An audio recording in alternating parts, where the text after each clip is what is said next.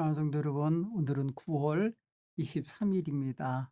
오늘도 하나님의 은혜가 우리 사랑하는 성도들과 우리 일터와 또 직장과 또 우리 사랑하는 자녀들에게 함께하는 귀한 날 되기를 바랍니다. 이 아침에도 하나님의 귀한 은혜가 여러분의 모든 신앙 고백 속에 함께 깃들어 앉게 되길 바랍니다. 찬송 함께 부르겠습니다.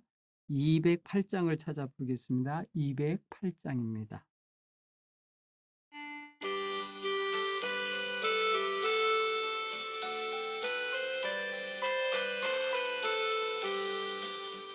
내 주의 나라와 주 계신 성전과 피 흘려 서신 교회를 늘 사랑합니다. 내 주의 교회는 천성과 같아서 눈동자같이 아끼사 늘 보호하시네. 이 교회 위하여 눈물과 기도로 내 생명 다하기까지 늘 봉사합니다.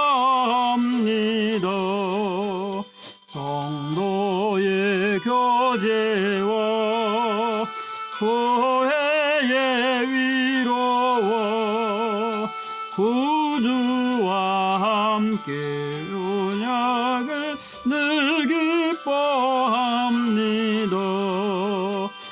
하늘의 영광과 베푸시는 은혜가 진리와 함께 영원히 시온에 넘치네.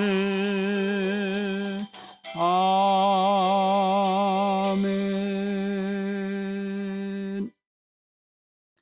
하나님 말씀을 함께 찾아서 봉독하겠습니다. 하나님 말씀은 마가복음 3장 31절로 35절 말씀을 이 아침에 함께 묵상하겠습니다. 마가복음 3장 31절로 35절. 그때에 예수의 어머니와 동생들이 와서 밖에 서서 사람을 보내어 예수를 부르니 무리가 예수를 둘러 앉았다가 여짜오되 보소서 당신의 어머니와 동생들과 누이들이 밖에서 찾나이다. 대답하시되 누가 내 어머니며 동생들이냐 하시고 둘러앉은 자들을 보시며 이르시되 내 어머니와 내 동생들을 보라. 누구든지 하나님의 뜻대로 행하는 자가 내 형제요 자매요 어머니니라. 아멘. 오늘 말씀은 여러분 오해해서 읽을 수도 있고 이 이야기를 액면 그대로 문자적으로 읽은 사람들은 야 예수님이 가족도 못 알아보네, 가족도 내팽개쳤네, 자기 어머니조차도 외면하네, 이렇게 말할 수도 있어요. 근데 오늘 예수님이 말씀하시는 정말 가족, 친척들이 어떤 존재들인지를 오늘 말해주고 있어요. 사실 우리가 오늘 읽은 말씀 좀 앞서가면 이런 이야기가 있어요. 21절에 보면 예수의 친족들이 듣고 그를 붙들러 나오니 이는 그가 미쳤다 함이러라 그랬어요. 이게 무슨 소리냐면은 예수님에 대하여 그 당시에 나사렛에 살던 예수님의 친척들, 가족들, 형제 자매들에게 어떤 소리가 갈릴리로부터 들려갔냐면 사람들이 말하기를 예수가 귀신이 들려서 또 다른 귀신 들린 자를 고쳤대더라, 뭐 이런 식으로 해갖고요, 예수님이 귀신 들린 사람 정도로 말했어요. 바알세불에게 사로잡혀서 귀신 들린 사람을 고쳤다고 말했어요. 이거는 굉장히 예수님을 모욕하는 말이죠. 예수님을 폄하하는 말이었던 건데, 이 말이 가족들에게나 친척들에게 들리니까 아유 빨리 잡아다가 집에 가둬놔야 되겠다. 이런 식으로 생각했든지 오늘 성경 보면 21절에는요. 친족들이 듣고 그를 붙들러 나왔다. 이는 그가 미쳤다 함이더라. 예루살렘에서 내려온 서기관들은 그가 바알세불에 집혔다 하며 또 귀신의 왕을 힘입어 귀신을 쫓아낸다 하니 뭐 이런 소리랑 연결된 거예요. 그런데 지금 예수님이 가버나움의 이제 한 가정에서 이렇게 계실 때에 그의 어머니와 동생, 형제들과 누이들이 찾아왔는데 왜 찾아왔을까? 아마 이런 소문을 듣고 그러지 않았을까 하는 생각이 들어요. 그걸 보면 예수님은 속상하셨겠죠. 그래서 예수님이 오늘 말씀하시는 거 보세요. 누가 내 어머니며 동생들이냐 그러시는데 예수님이 말씀하시는 하나님의 아들이신 예수님이 하시는 참된 가족이 누구냐? 응? 내 어머니, 내 형제들, 내 자매가 누구겠냐? 이렇게 말씀하시는 걸 보면 당시에 진짜 혈육이었던 예수님의 친척들이나 형제 자매들은 예수님이 하나님의 아들이시라든지 아니면 구세주라는 것을 온전히 믿지 않았던 게 분명해요.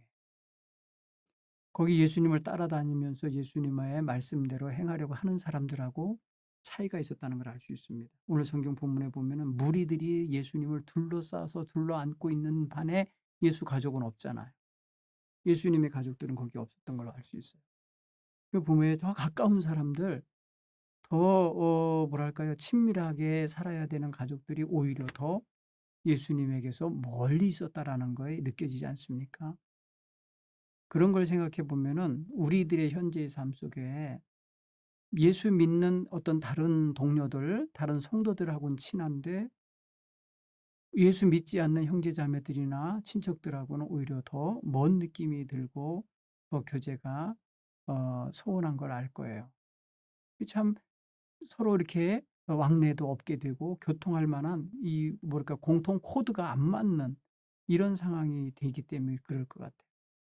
근데 예수님의 가족들이 갑자기 예수님을 찾아와서 문 밖에서 예수님을 좀 불러내 달라고 이렇게 청하는 걸 보면은 예수님을 붙잡아다가 집에 두려고 했던 친척들과 같은 류의 생각을 하고 가지 않았나 하는 생각이 들게 만들어요. 그런데 예수님의 말씀을 듣고 그 말씀을 따르고 그 말씀을 행하며 살려고 애쓰는 그런 예수님 주변에 있던 사람들은 정말 예수님을 구주로 믿고 의지하며 나오고 있는 것에 비하면 참 안타까운 차이가 느껴지죠. 오늘 여기서 예수님이 새로운 가족 개념을 선포하고 계세요. 뭐라고 표현하냐면 내 가족들이 누구냐면 누구든지 하나님의 뜻대로 행하는 자가 내 형제요, 자매요, 어머니요, 내 가족이다. 뭐 이렇게 표현하시는 거 보세요. 오늘 성경 표현을 한번 읽어볼까요? 둘러앉은 자들을 보시며 이르시되 내 어머니와 내 동생들을 보라. 누구든지 하나님의 뜻대로 행하는 자가 내 형제요, 자매요, 어머니니라. 오늘 35절이 그렇게 말씀을 담고 있습니다. 예수님께서 정말 하나님 뜻대로 행하는 자들을 하나님 안에서 새 가족이죠. 그게 바로 하나님의 가족들이죠. 내 가족들을 보라. 내 가족들은 바로 하나님이 원하시는 대로 하나님 뜻대로 행하며 사는 사람들이 바로 내 가족이다. 이렇게 표현하시는 걸. 여러분 우리의 가족 개념이 상당히 다르잖아요. 그렇죠? 우리가 육체적으로는 우리 혈육들이 다 피를 나눈 형제자매들이 가족이죠. 물론. 그런데 오늘 여기서 예수님이 하신 이 가족, 하나님의 가족의 이야기를 우리가 우리 스스로들에게 적용하면서 읽어서 맞아 나도 하나님의 가족이지. 여러분 에베소에서 사도 바울은 우리는 다 뭐라 그랬어요? 하나님의 권속이라 이렇게 표현해서 권속. 예. 파밀리아 그랬어요. 이거는 패밀리라고 영어로 번역되는데 가족이라는 거거든요. 하나님의 가족이라는 거예요. 혈연지간은 아닐지라도 영적으로 그리스도의 피를 함께 받아 구원받은 백성들이기 때문에 우리는 한 피 받아 한 형제 자매 된 하나님의 새로운 가족이라는 것을 우리가 생각할 수 있기 바랍니다. 여기서 우리 교회관 중에 하나, 교회를 뭘로 이해하느냐? 그동안에 뭐 몸으로도 이해를 했고요. 건물로도 이해를 했었어요. 지어져 가는 건물, 성전으로. 오늘 여기서 보면 뭐하고도 연결되느냐 하면 가족으로도 이해할 수 있다는 거, 공동체죠. 가족으로 이해하는 거. 예수님은 사람들 앞에서 진짜 이렇게 내 형제, 내 사랑하는 형제, 내 동생, 내 자매, 내 어머니, 내 가족은 바로 이러이러한 사람들이다 하면서 정의 내리는 거. 여러분, 오늘 우리가 하나님 뜻대로 모여서 예배하고 기도하고 섬기고 행하는 모든 것들이 얼마나 중요한 건지를 우리는 잘 알아야 됩니다. 그래서 우리가 하나님의 뜻대로 살아가는 이런 사람들을 하나님은 내 사랑하는 자녀요, 내 사랑하는 아들과 딸이요, 이렇게 인정해 주실 거라고 생각할 때 얼마나 뿌듯합니까? 그죠? 여러분, 우리가 정말 하나님을 아는 자로 끝나는 게 아니라, 하나님의 뜻을 아는 데에서 멈추는 게 아니라, 하나님을 아는 자답게, 하나님의 뜻을 알고 있는 사람답게 행하며 살아가는 이런 사람들이 됐으면 좋겠어요. 당시에 하나님 뜻을 안다고 생각했던 바리새인들이나 서기관들은요, 오히려 하나님 앞에서 멀어져 있었어요. 하나님의 뜻에 오히려 등지고 있었던 형태예요. 예수님께서는 그들을 그래서 외식하는 자다 이렇게 꾸짖을 수밖에 없으셨던 거예요. 하나님을 믿고 하나님의 말씀을 듣고 안다 하면서도 하나님 뜻대로 살진 않아. 이러면 다 껍데기인 거죠, 뭐. 오늘 우리가 행함이 없는 믿음은 그 자체가 죽은 것이라 이렇게 야고보서 2장 17절에서 말씀하고 있는데, 진정한 믿음은요, 이 올바른 행동으로, 거룩한 행동으로, 진실한 행동으로 꽃피어 나와야 돼요. 우리가 그냥 교회 다니니까 하나님의 자녀요, 그리스도인이요 라고 통칭해서 그냥 성도요 이렇게 이름을 불러주지만, 진짜 성도답게 살아야 되고요. 진짜 하나님의 자녀와 그리스도인답게 살아가야 되는 게 우리들의 신앙생활에서 아주 중요한 목표요. 그것이 방향이라는 것을 알게 되기 바랍니다. 예수님은 율법에 대해서 많이 말 안 하셨어요. 오히려 당시의 바리새인들과 서기관들이 얼마나 율법을 강조해서 백성들을 마치 말입니다, 그 굴레에 씌워놔 버렸습니까? 그런데 그 율법을 주시고 그 율법의 문항 속에 담긴 하나님의 뜻을 알고 계셨던 예수님은 안식일을 거룩히 지키라 하여가 안식일 날 그들이 만들어 놓은 어떤 전통과 율법의 틀에서 벗어나서 안식일에도 회당에 들어가면 거기에 있는 환자를 고치시기도 하고 병자를 고치시기도 하고 막 그러셨던 거예요. 왜? 안식을 하게 해야 되는 게 하나님의 뜻이니까. 그래서 예수님은 하나님의 뜻을 아는 대로 행하신 거예요. 오늘 우리가 신앙생활을 잘한다 말하는데 그게 입술로만 주여 주여 주여 주여 하는 것으로 끝나는 게 아니라 뭐라고 하라고 그랬냐면은 다만 하늘에 계신 내 아버지 뜻대로 행하는 자라야 한다는 거예요. 여러분, 이게 마태복음 7장으로 가서 이제 읽어보시면 여러분요, 주여 주여 하는 자가 다 천국에 들어갈 것이 아니라 다만 하늘에 계신 내 아버지 뜻대로 행하는 자라야 들어가리라 말씀하신 게 뭔 뜻이겠어요? 하나님의 뜻대로 사는 거 중요한. 여러분, 오늘 우리가 그런 면에 있어서 정말 하나님의 뜻을 알고 사는 자를 예수님이 내 형제요, 내 자매요, 내 어머니요, 내 가족이라 이렇게 칭하신 거라고 생각할 때 우리가 그렇게 살면 바로 예수님과의 관계가 그와 같이 친밀한 관계로 형성된다. 그 속에 들어가게 되는 거다. 이렇게 깨닫게 되기를 바랍니다. 여러분, 이런 이야기가 있어요.